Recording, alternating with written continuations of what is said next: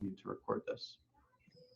Those tools are obviously the names and numbers of the people that you're going to be calling, the scripts that you're going to be using, the market statistics. I believe that should be Chart Masters, the weekly report that Lucy's been sending out, and FMLS, so you can see how many people have been have listed their homes or gone under contract or closed in the previous, let's say, 3 days, 7 days. So at any notice, at any moment, you can spit out that stat. Okay. The buyer and seller intake sheet. So the second you're on the phone, you get a chance to realize you're having a conversation with a would-be buyer or would-be seller. You grab your sheet, you start asking the questions. Okay. FMLS open, the tracker system that you're going to be using. Has anyone reviewed the tracking systems or created one and want to talk about that?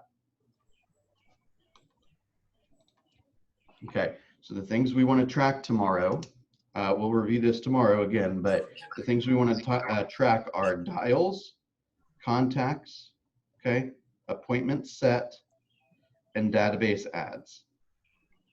Okay, we're going to set some group goals tomorrow for those 4 categories. Remember, the goal is to have 100 contacts, not 100 dials. Okay, and we also want to have a sheet for all of the promises that we've made.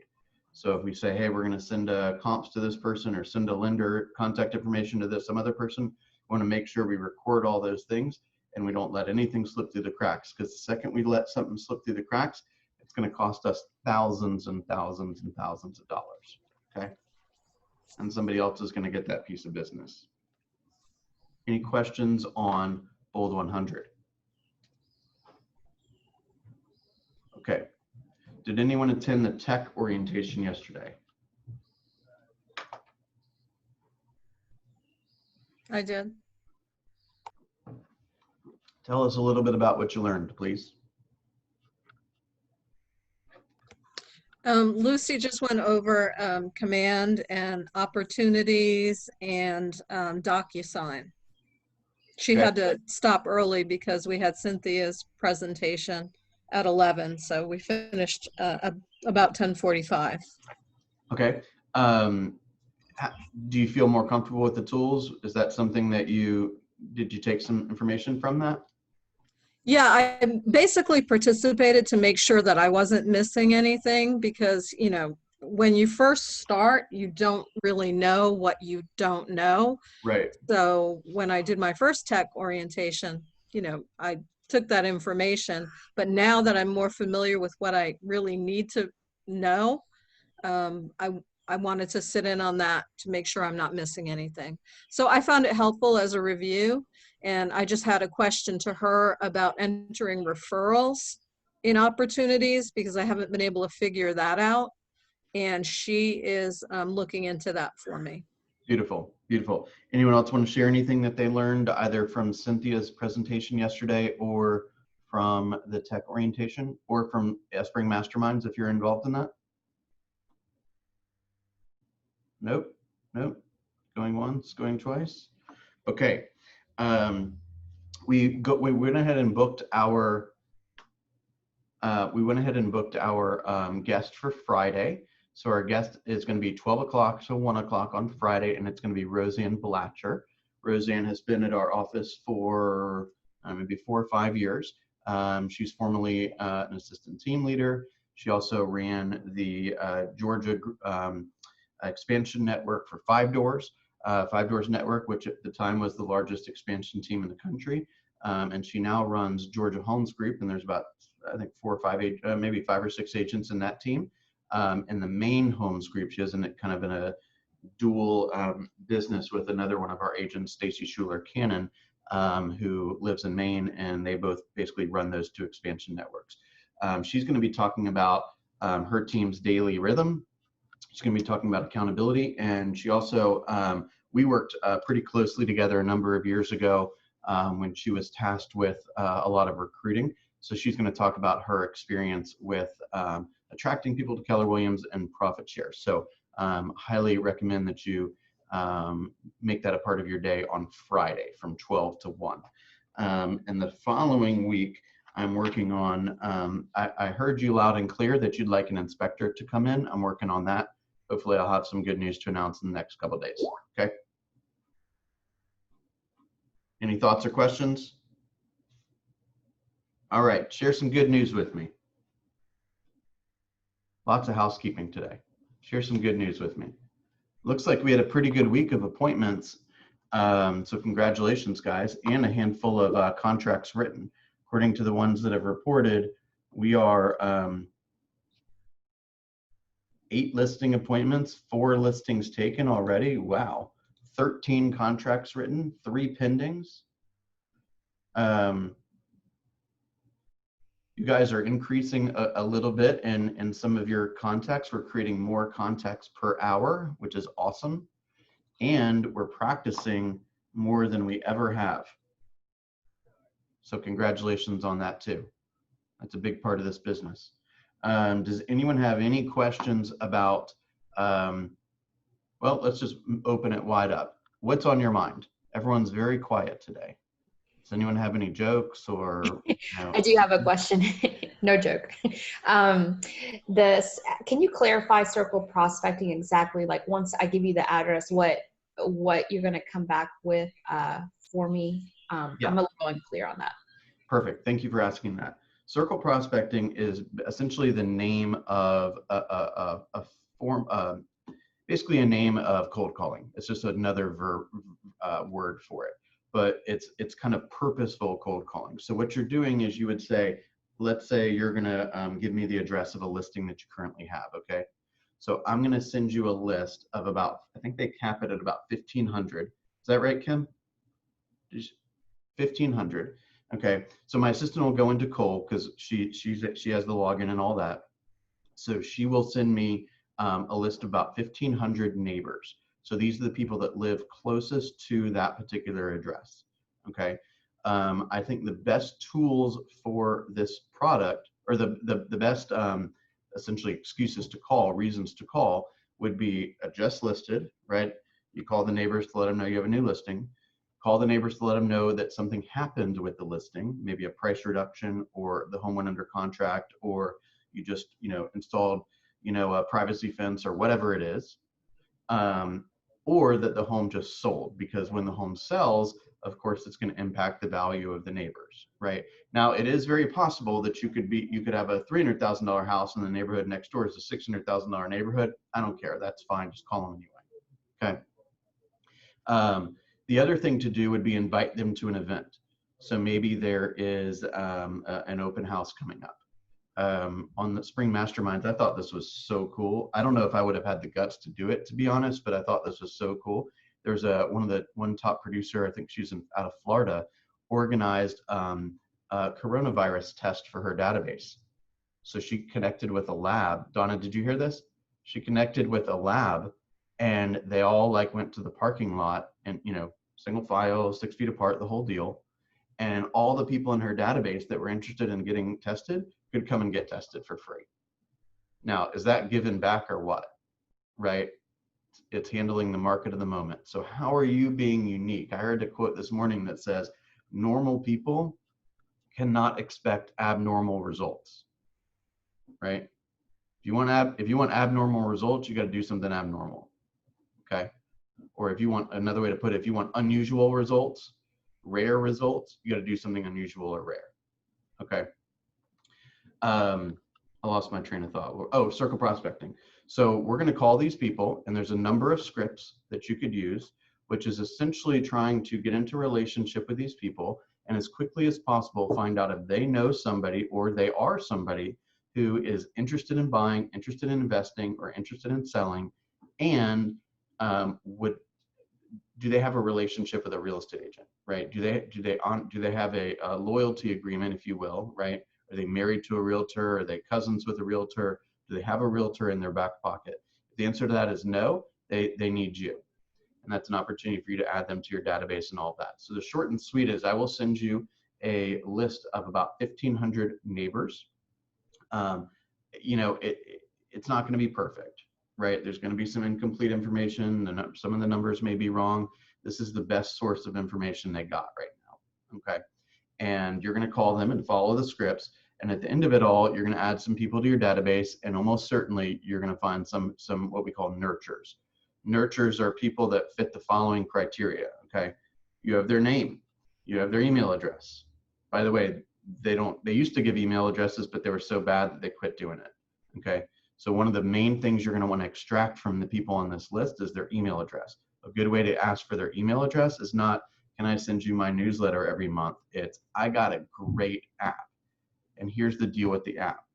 Keller Williams designed this app to have all the best features of all the commonly most popular apps. So it takes the best of Redfin, it takes the best of Zillow, it takes the best of Realtor.com, and it makes it puts it all into one, and you can search by neighborhoods. Can I email you a link to this? What's your email address, right? So name, cell phone number, email address. Ideally, you would have their home address. You most likely will if you're calling from this list.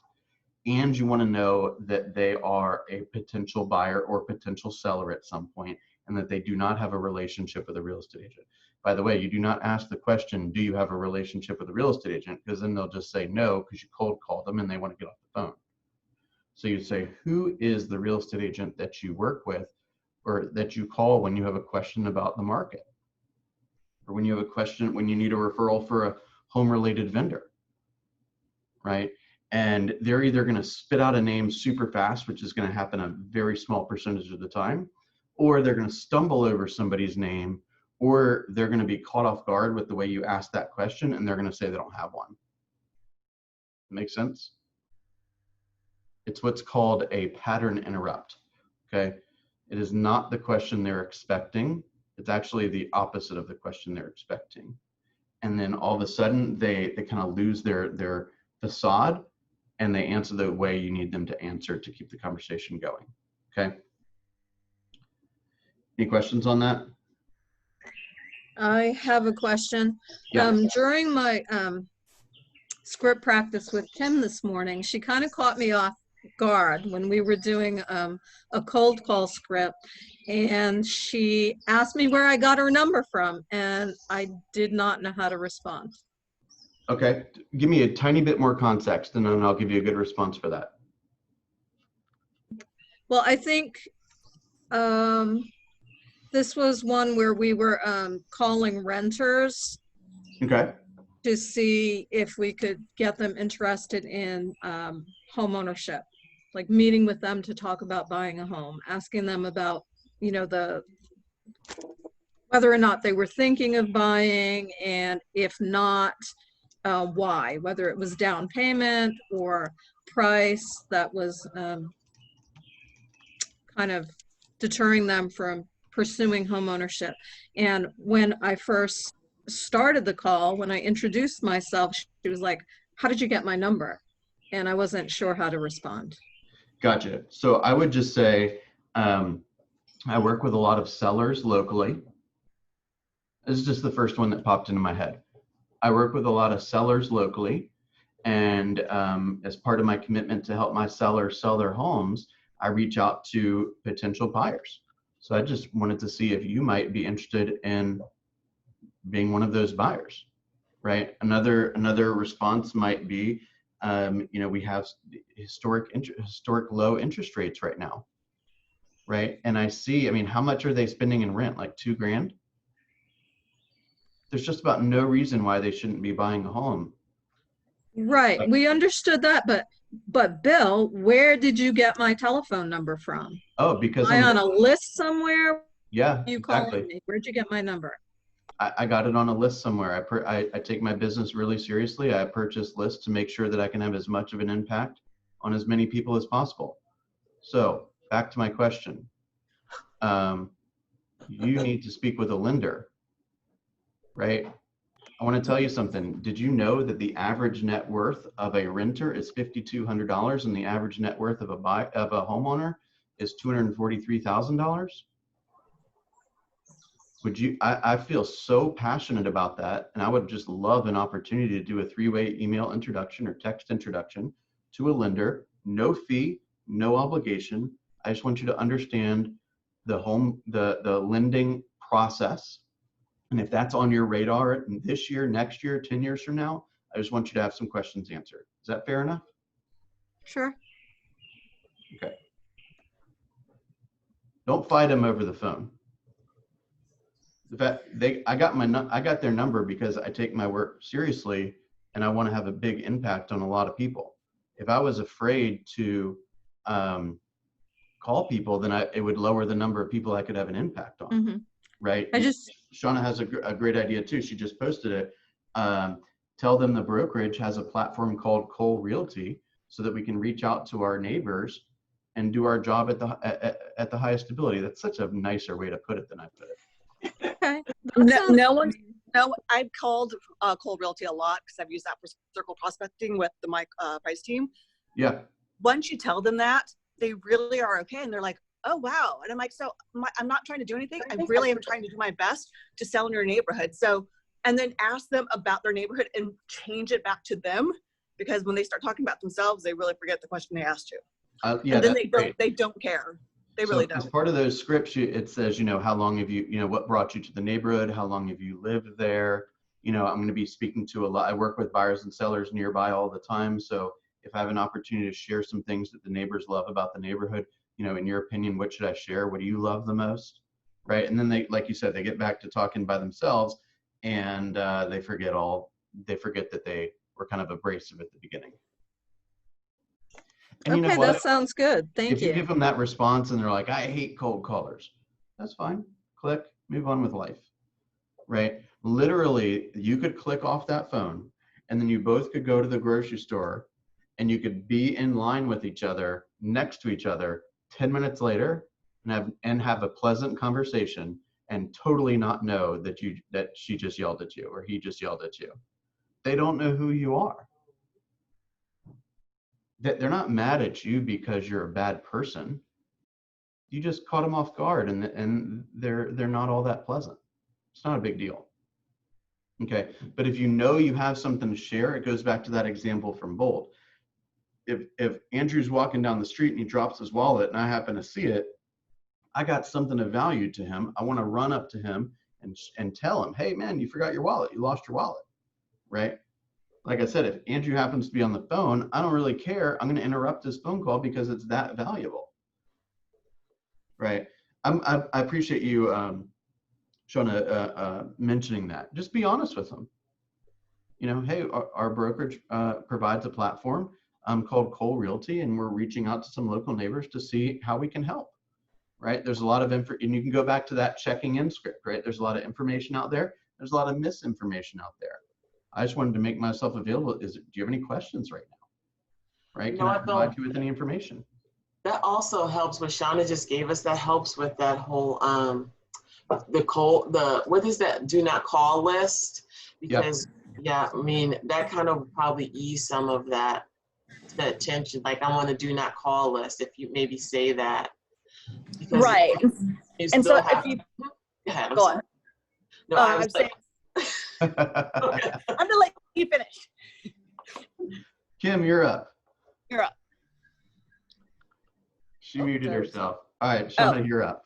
I was gonna say sometimes you will get people who are on the do not call list on Cole, and it's rare. The minute you tell them that you use it as a platform, they're really forgiving and just say, hey, no problems. I will contact Cole and make sure that we update them on our side. That's it. And then they really don't care. Right. Exactly. Kim, what did you want to say? That's what I was just saying, what she exactly said. I was just like, that's probably going to help with that whole do not call list thing.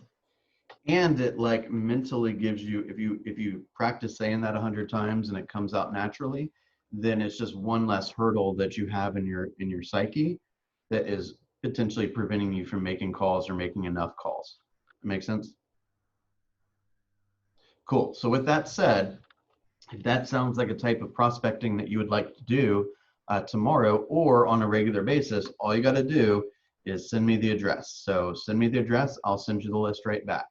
I know that I think Shona and Kim have sent me addresses in preparation for tomorrow. So go ahead and send it. I'll send it right back. Okay. I sent it directly to Luth. Yeah. See, you're the best. Hey, Bill. So tomorrow I have a listing appointment at 10 a.m. It's all the way at Norcross. So, it's going to cut into that time a little bit. And I'm not sure how long it'll take and everything. So but I'll just do as many as I can. Well, for that. can I, do I have your permission to push you a tiny bit? Sure. Okay. It's all going to come down to how you mentally approach tomorrow, Okay. right? And so as we all are a day away from this project, if you will, right? You can approach it by saying, I have an opportunity. Not only do I have an opportunity to talk to 100 people tomorrow, but I also scored a listing appointment. And so maybe it's going to be a late night because I'm committed to talking to 100 people. And that'd be great. And quite honestly, Andrew, if you come to me and you say, you know, I'm committed to talk to 60 tomorrow, then I'm going to say, all right, well, I'm going to hold your feet to the fire for 60. So the main objective is just to talk to 100 people tomorrow on the phone. The main objective is to have 100, yes, to have 100 two-way conversations. Now, we want it to be as productive as possible. So like going up to, you know, the ultimate, the real goal is to use these 100 conversations to create some opportunity in the future, right? By either adding people to the database, booking appointments, or yeah, but really those two things. Am I going to book an appointment with you? Am I going to add you to the database? Or are you just going to be a check and I'm going to move on, right? But I want you to go into tomorrow with a commitment in your head of what you do plan to do. So based on whatever else you got going on tomorrow, which is totally fine, right? Don't say I'm gonna. It'd be nice. I'm gonna do my best to hit 100, because if you quote do your best and you hit 30, then your brain will tell you that's acceptable, and then the next time you go and try to achieve something great, your brain will be fine with not achieving it, right? So I'd rather you say I'm all in at 75, and then you go clobber 75. Does that make sense? Yes, that makes sense. Cool. Congratulations on your listing, my friend. Thank you. Lock the door and say, hey, you're signing this thing right now. Yeah, she's just moved back. You know, it's a house. She has to do a little bit of work to it, but yeah, I mean, probably in a month or so, it'll be ready to hit the market, I guess. Okay. Get that commitment. Okay. And then you can say to yourself, hey, the second you tell me I'm the guy, we're a team. Yeah, I mean, she's definitely. Matter of fact, I've made a commitment to my coach and my peer group tomorrow that I'm going to call 100 people, and I'd be happy to have those 100 people your neighbors. Yeah. You ready to put me to the task? Let's get started today. Right. So on the mock offer, can this be my mock? I mean, it's not an offer, but. Well, we put out a property that we were going to do for the mock offer. Okay. So that's in the email that we sent out on Sunday. That way we're all kind of on the same page with it. Oh, okay. Gotcha. Okay. Yeah. But as far as your potential listing agreement, if you would like to complete the listing agreement to the best of your ability and send it to me for review, you certainly can do that. Yeah, I mean, that goes for all of you guys. Like if you are, let's say dealing with a particular file that you're not comfortable with or you've not done before, just fill it out to the best of your ability, call me, and we'll go through every page together, okay? Today is gonna be really helpful because we're gonna be real thorough on the conventional loan exhibit and real thorough on the buyer or the, what do you call it? The purchase sale agreement, okay? And it'll be recorded and all that. So if you're not able to make it, it's okay, but I would prefer do your best to make it, please. Okay, so with that said, if there's a property in mind, just send me the address. Okay, so Andrew, send me the address for that property, and I'll have the 1,500 names printed out. And you know what would be pretty impressive? You send me the address. My assistant's working right now. She can send it to you right away. And you walk in there, that listing appointment, and be like, here's the 1,500 of your neighbors. Second you sign that contract, I'm calling them. You ready? See what I'm saying? Yeah. You got to stand out from your competition. I can tell with that smile you're excited to say that, man. Send me the address. Okay. Let's see. remember, okay, pop quiz, everybody. I sent you the letters of the last names that we're supposed to be calling this week. What are they? H. Nope. And I think it's R-U V and Y. very close. Good job. 3 out of 4. R-S-U-N-Y. Yes. Yeah, Good RSUY. job, guys. Good job. Okay. So it's also, you could also do that. Go through your database tomorrow and call the people that are starting with those last names. R-S-U-N-Y. Okay. Quick plug. I know some of you, I don't think some of you were on the call the other day, but Heather Mueller has a WhatsApp group called The One Thing, where every day people, whoever's interested, can post their one thing in the group. And then people are posting their one things. And then throughout the day, when they accomplish those one things, they are posting, they accomplish the one things. And it's pretty cool kind of motivator and accountability group to make sure that you're focused on the one thing. If you have not completed your MREA2 document with me, please let me know. And just a quick reminder, I want to get that done as quickly as possible. So when you set goals for each week, they're actually the real goals for your business. And one thing to know is, first of all, those documents are private, just me and you see them. Okay, so if you have questions on them or you want to play around with some numbers, it's just confidential between the two of us. Okay, but let's say, for example, Brooke, can I, oh, she just left for some reason. I'm going to pick on Kim. Can I pick on you for a second? Actually, you're not a good person to pick on. You Pick on me. Your goals last week. Okay, so was there anybody? Okay, here's a good one. Now, Donna, I don't want to call you out because you had a giant goal, right? You had a goal to contact 200 people, right, in the first week of June. That may have been carryover from Bold, and I applaud your efforts here. If we go back, you said you had 53. So let's just say, for example, your goal was 70. So now the goal to hit your goals over the course of the year needs to be 70, but you are 17 behind. So your goal this week should be 87. So we don't want to just throw the goal out there and miss it each week by a little bit, right? And then think you're going to end up okay at the end of the year because you're going to be behind. Okay. Okay, because I tried to use my big rocks to set my goals for this week, but you're saying I need to also catch up from what I missed. Based on the goal, based on your goal. So I'm looking at your sheet right now, and you had said 55. Right, because I think my big rocks matches.